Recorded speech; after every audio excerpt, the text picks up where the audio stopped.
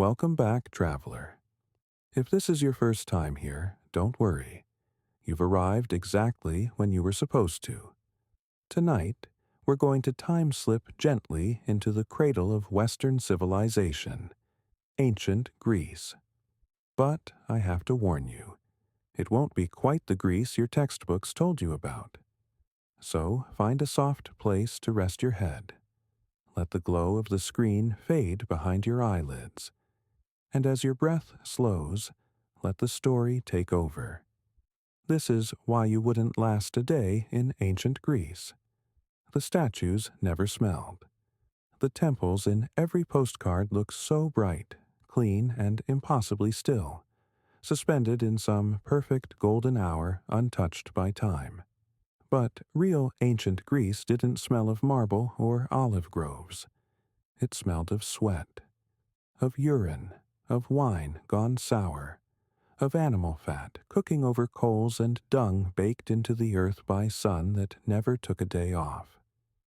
To walk into Athens at the height of its power was not to float into a dream of philosophers and democrats. It was to step into a mess of contradictions, a roar of street vendors yelling over each other, chickens flapping loose through alleys, children with wild eyes playing naked games in puddles of something you didn't want to name. And if you were there, fresh from your modern world of walls, medicine, and privacy, you wouldn't make it past breakfast.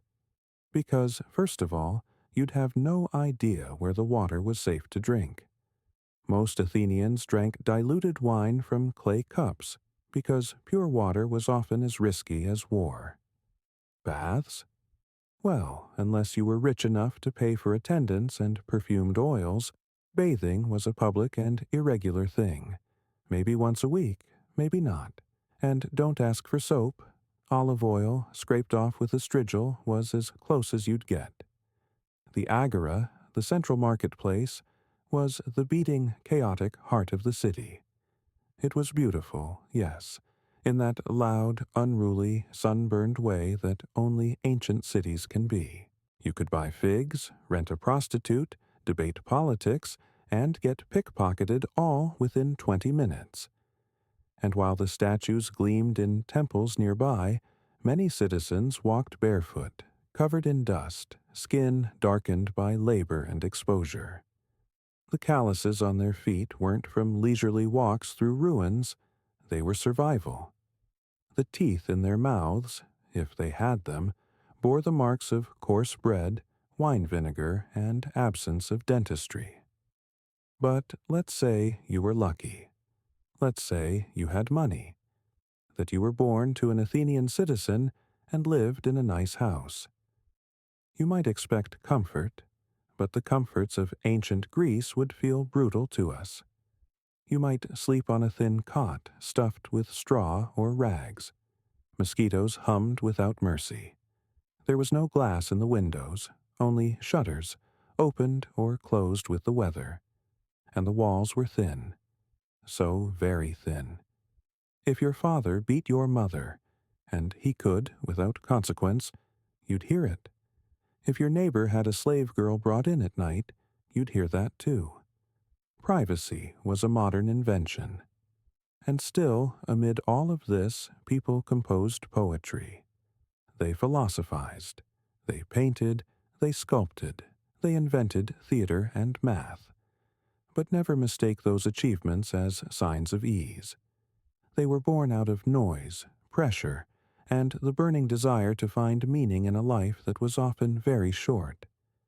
Because diseases ran through the streets the way wine ran through cups. Malaria, dysentery, and something they called the Plague of Athens. A horrific illness that turned people dark red and delirious before they died, gasping in the dirt. If you were a child, your odds weren't good.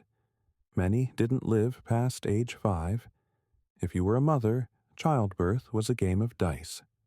There were gods, yes, and sacrifices and incense, but no anesthesia, no C-sections, and no one to explain why sometimes the gods took your baby anyway. And yet, people loved. They sang. They cheered for athletes. They dreamed of honor and glory. They held hands under fig trees and danced at weddings and funerals both. But if you, lying in bed right now, think ancient Greece was a calm world of wisdom and sunlit columns, you'd be wrong. It was closer to something raw, aching, and always one bad harvest away from collapse. And this is just the beginning. Let's say you made it through your first sunrise in ancient Greece. You're already sweating, your feet are sore from uneven stones, and your stomach's making noises it doesn't usually make. But you're hungry, so you go looking for breakfast. Only, there is no breakfast. Not in the way we know it. Most Greeks didn't eat 3 meals a day.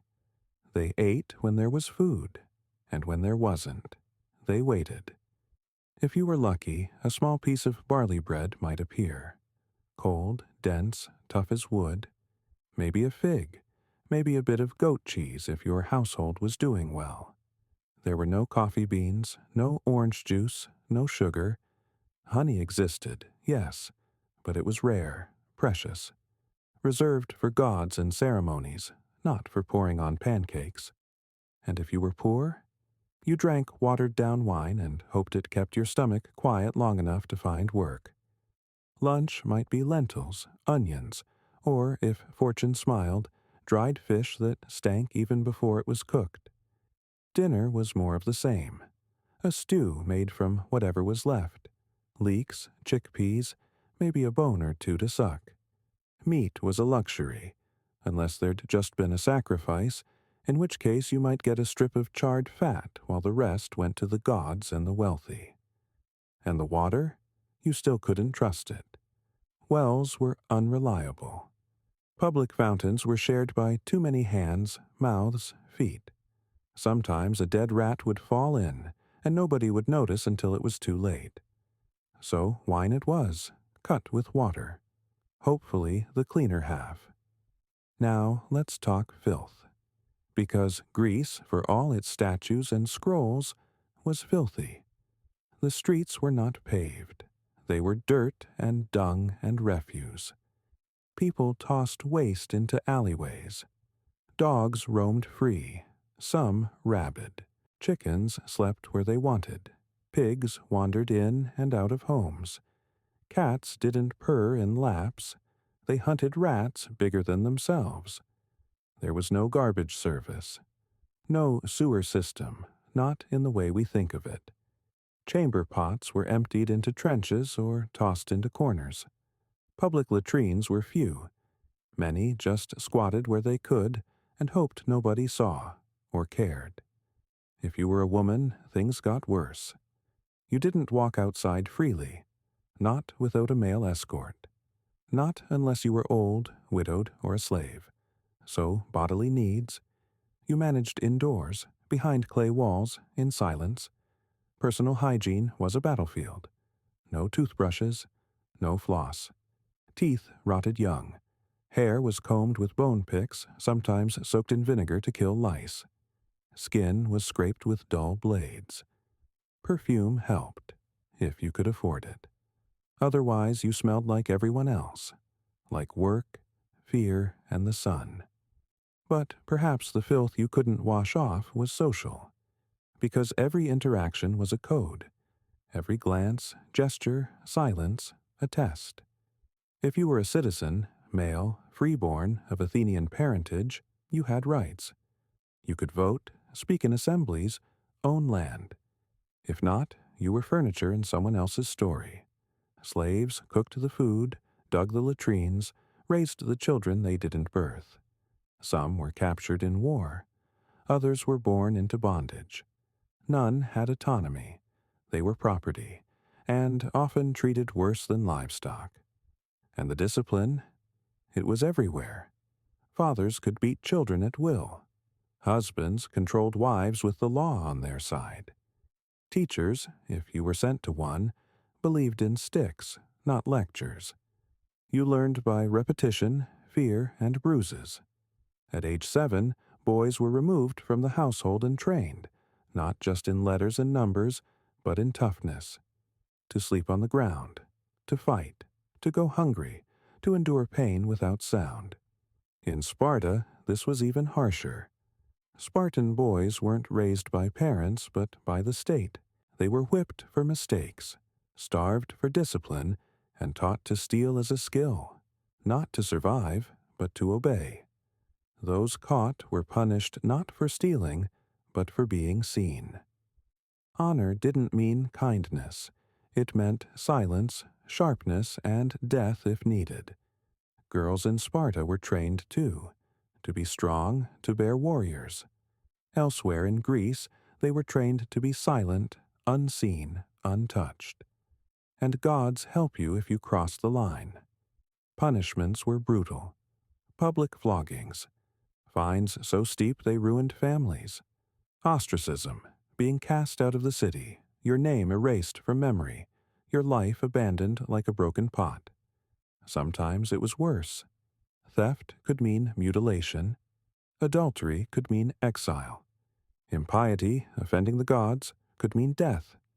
And there were so many gods, each with their own moods, sacrifices, rituals. Miss one? A plague might come, a crop might fail, a child might die. No one questioned it. They just bowed, burned incense, offered blood, and whispered prayers into the wind. This was daily life. This was ancient Greece, raw, relentless, radiant in its own ruthless way.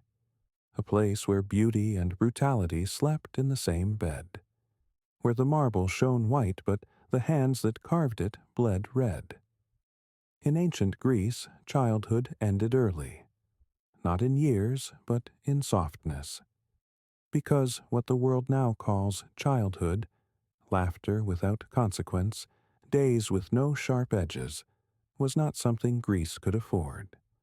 You were born, you were measured, and if the gods or the midwife or the father found you lacking, you were left out, exposed to the elements, as they called it. A gentle word for abandonment. On hillsides, in the cold, by the edge of the sea. Infants considered too weak, too malformed, or simply born to families with too little. They didn't get swaddled in warmth. They were returned to the earth. And if you survived that first brutal cut, you belonged to your father. Not symbolically, but legally. He named you. He could sell you. He could kill you in some cities if the court agreed you had dishonored him. So you learned early to be useful, to be quiet when the door slammed, to sit still when the elders drank, to run fast and hold your breath when the air turned thick with arguments.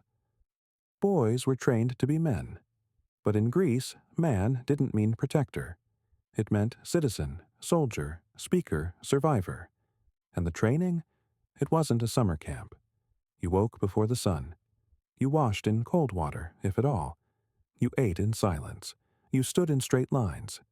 You recited, over and over, the words of Homer, the laws of Solon, the rules of geometry. You didn't just learn them. You memorized them, inhaled them, lived inside their shapes until they replaced your own. And if you failed, the rod corrected you. A thick stick on the palm, a leather strap across the back, a shove, a strike, a sneer. Teachers were not mentors. They were instruments of transformation. They believed pain had a purpose, that struggle etched wisdom into the soul, that to prepare a boy for war, and there was always a war, one must first make him suffer. In Sparta, this philosophy was scripture. At age 7, boys were removed from their mothers and thrown into the agoge, the state-run military education system. They lived in barracks. They wore one cloak year-round, no shoes. They were deliberately underfed. They were told to steal to survive, and if caught, they were beaten for their incompetence.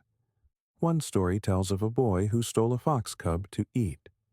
When a Spartan elder approached, the boy hid the animal under his tunic. The fox, terrified, gnawed at his stomach. The boy stood motionless, said nothing, and died later from the wounds. He was praised for his silence. This was the ideal. Strength was not physical alone. It was the absence of complaint, the suppression of weakness, the erasure of self. If your body broke, it was a sign from the gods. If your mind broke, no one cared. You didn't ask for comfort. You didn't cry. You bled inward. But even outside Sparta, the training of boys was severe. In Athens, boys of good families were sent to paedagogoi, tutors/guards who escorted them to lessons, often carrying a stick to correct bad behavior. They studied music, yes, but not for art. Music was discipline. Harmony was order.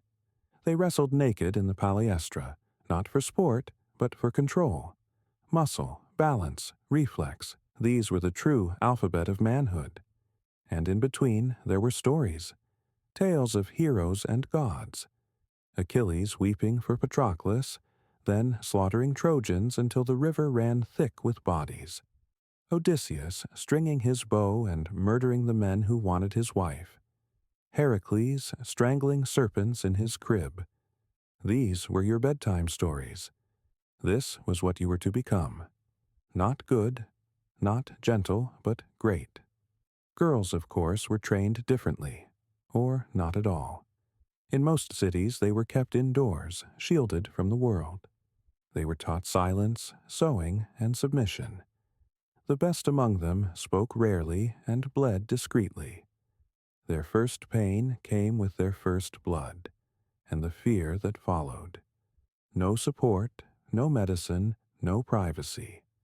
Just whispered instructions from other women and the knowledge that their bodies were no longer their own. Marriage came early, often before 15, to older men. Consent, irrelevant. Their job was to endure, to produce heirs, to not die in childbirth, though many did, and those who survived. They raised children into a world that would strip softness from them too. This wasn't cruelty for cruelty's sake. This was survival, carved into ritual. Because Greece, for all its gods and epics, was a brutal place.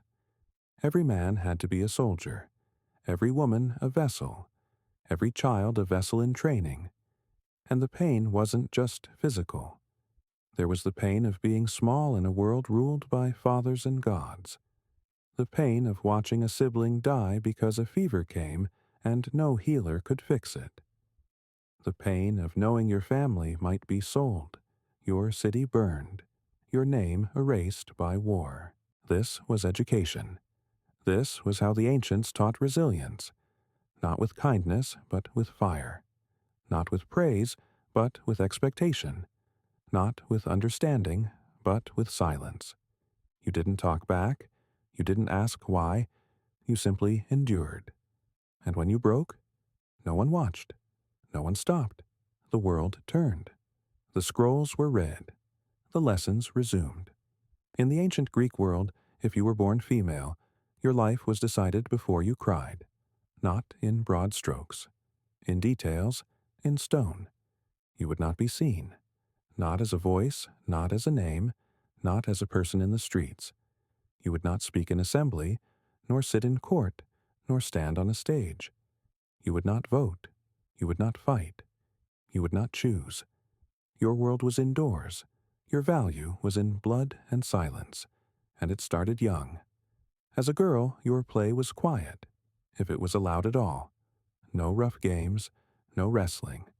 You were taught to move softly, to sit with knees closed, to answer only when asked. Your body, still small, was already being shaped for roles you didn't choose. By age 5, you were helping with wool, watching your mother or older sisters turn sheep's coats into thread. By 10, you spun. By 12, you wove. Your hands became the measure of your usefulness. There was no school, not for you. You learned at home from other women.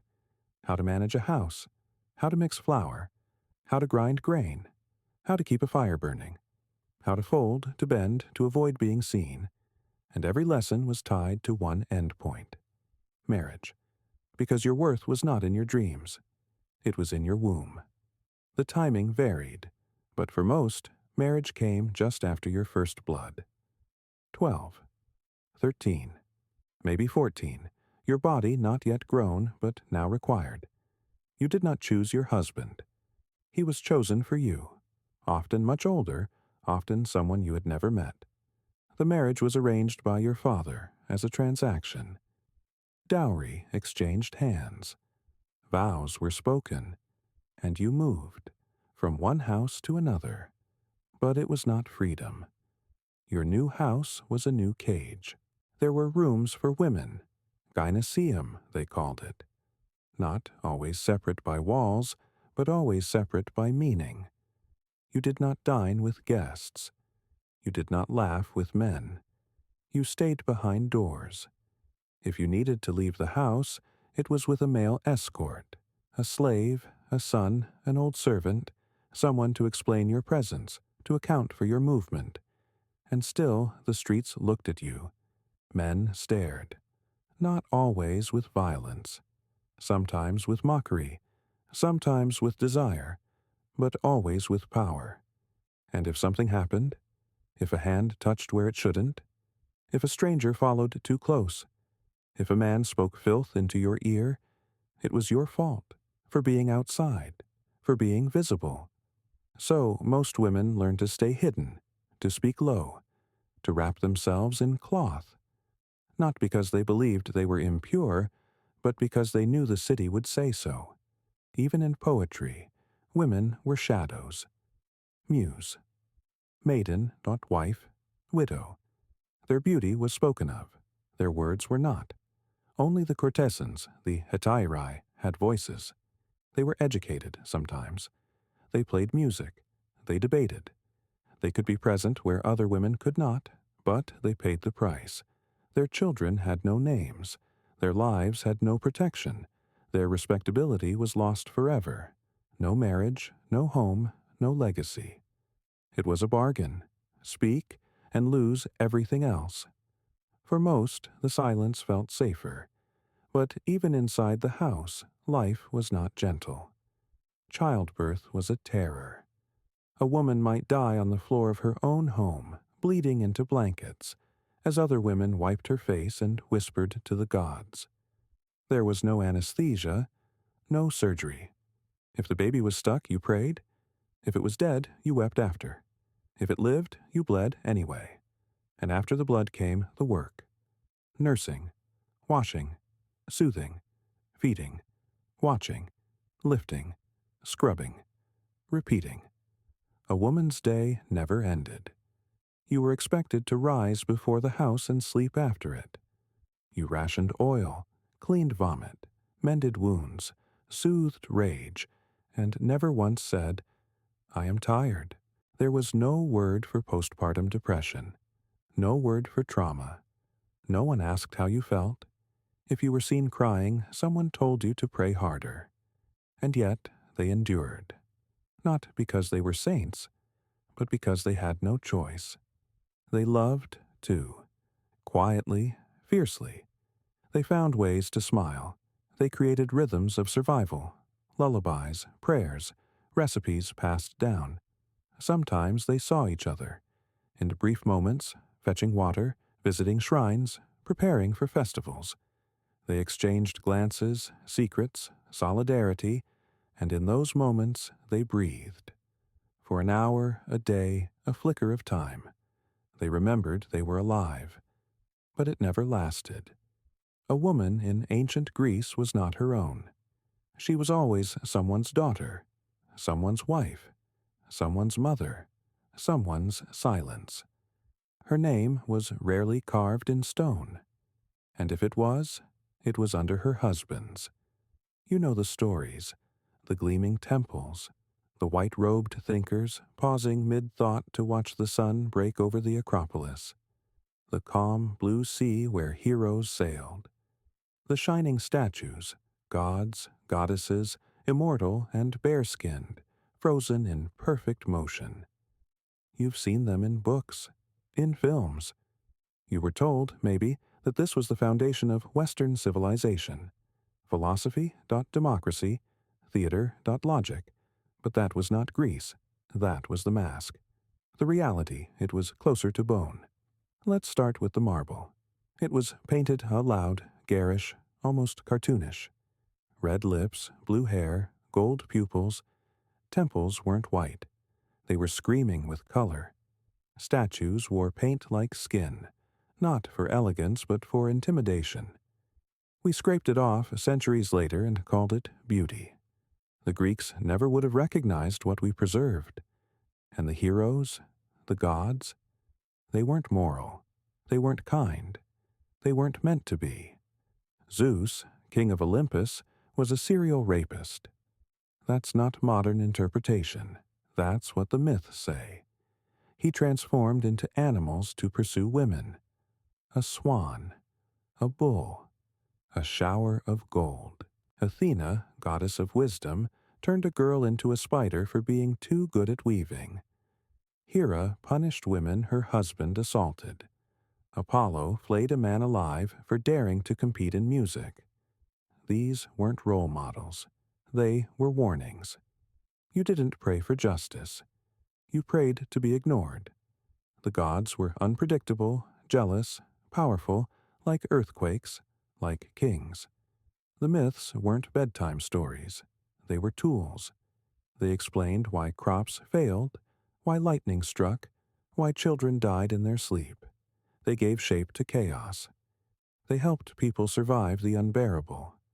But we turned them into stories for children. We sanitized them. We turned Dionysus, the god of madness, ecstasy, and ritual frenzy, into a wine icon. We forgot the parts where his followers tore animals to pieces with their hands, where human sacrifice was whispered behind the vineyards.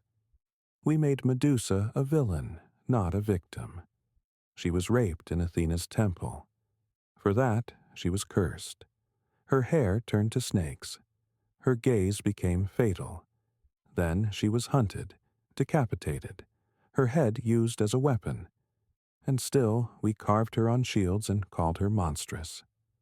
Reality was always crueler than the myth, but cleaner in its cruelty, because daily life had no poetry. You didn't argue dialectics under olive trees. You carried water until your spine bent. You didn't deliver soliloquies in the agora. You waited in line to grind grain, listened for rumors of war, and kept your head down. The theater? It wasn't glamorous, it was political. Bloody, filled with ghosts and revenge. Men wore masks not just for performance, but to embody things too dangerous to say aloud. Plays weren't entertainment, they were ritualized confrontation. And not everyone could attend. Women rarely did. Slaves, never. The democracy we speak of so proudly, it was for land-owning men.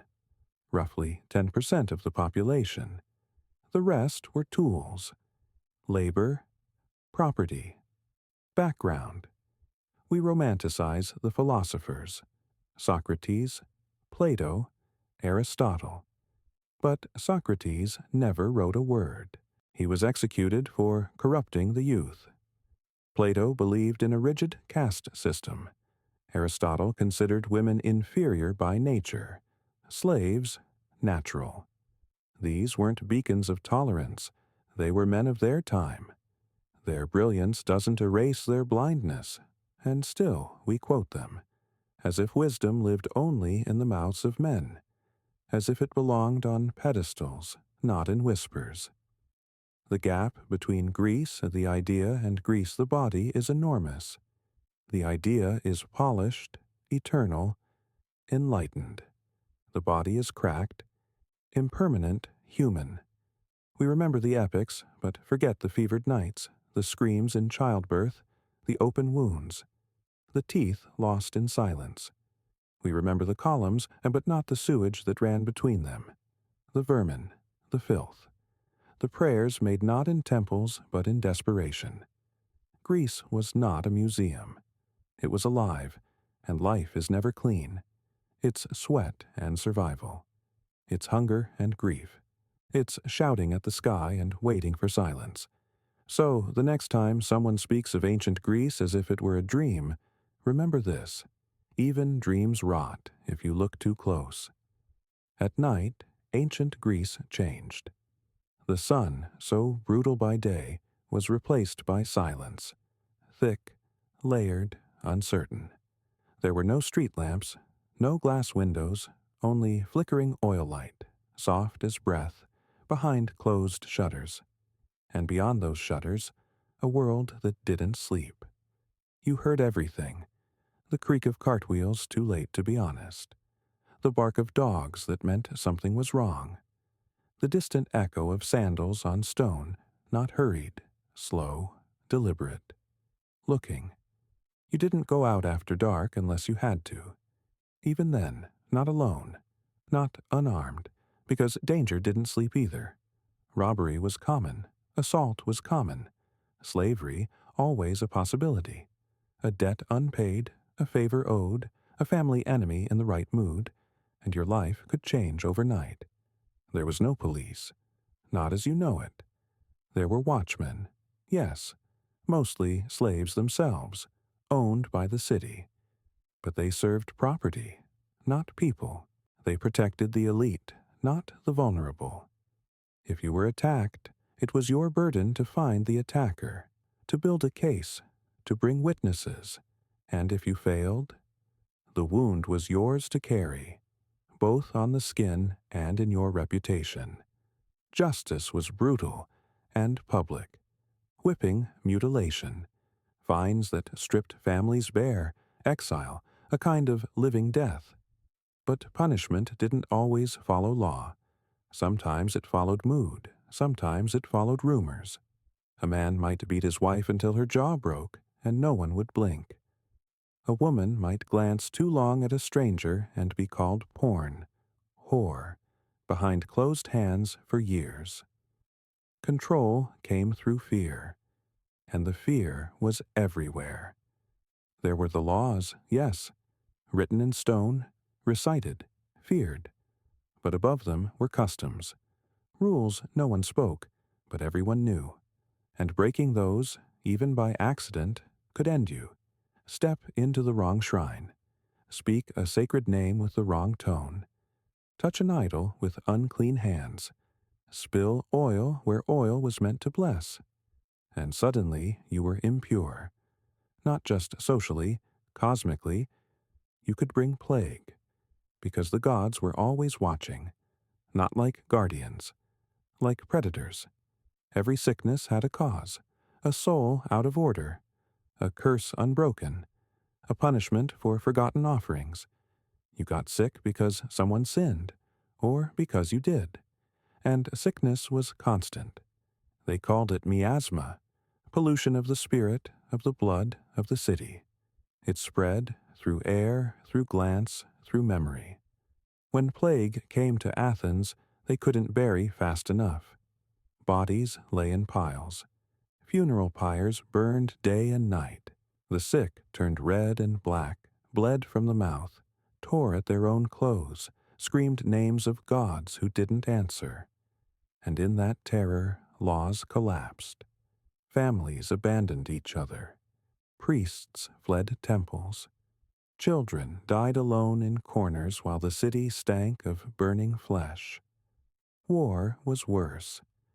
Every able man was a soldier, not by profession, by definition. You were born to fight, and if you didn't, you weren't a man. When war came, and it came often, there was no glory, just hunger, infection, waiting. Men camped in mud for weeks, slept beside corpses, drank filthy water, killed and were killed by boys who looked like them, smelled like them, begged like them, and when they returned, they brought something back. Silence, rage, eyes that wouldn't stop moving.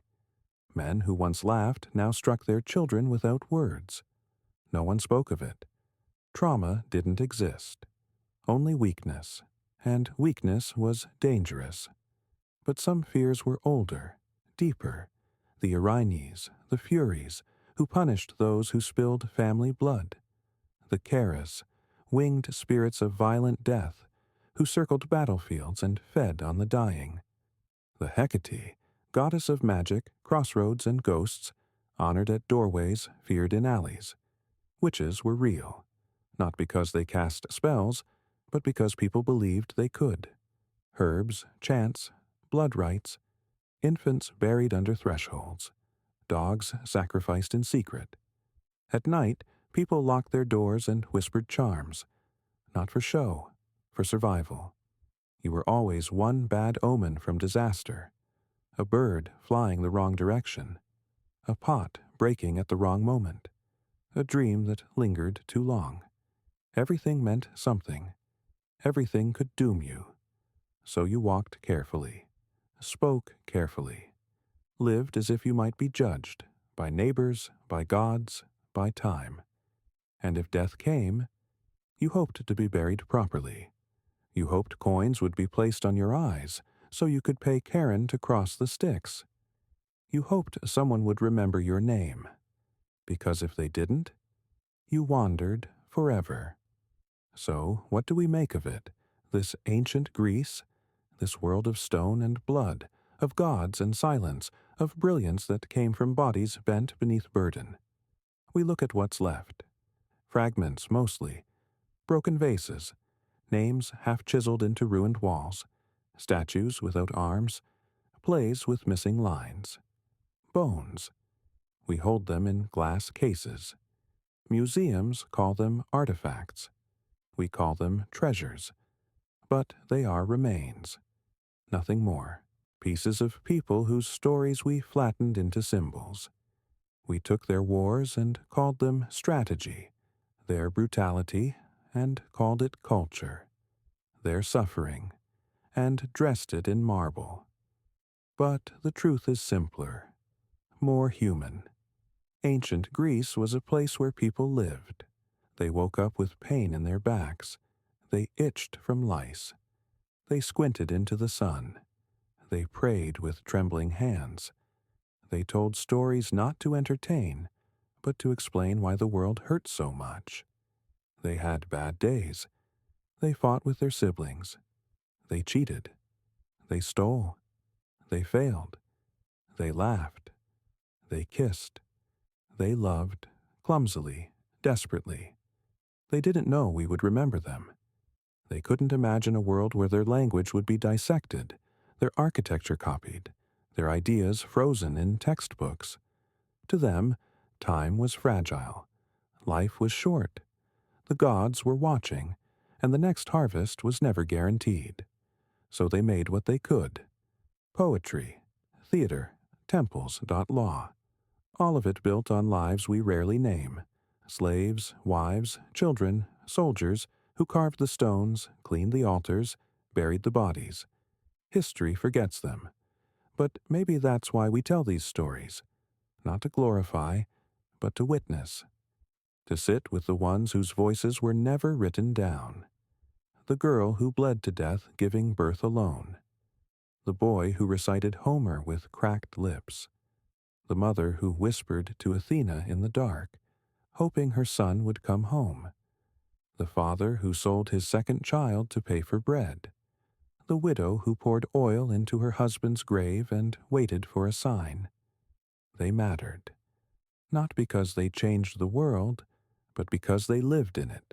And now, thousands of years later, you do too. Different body, different world. Same questions.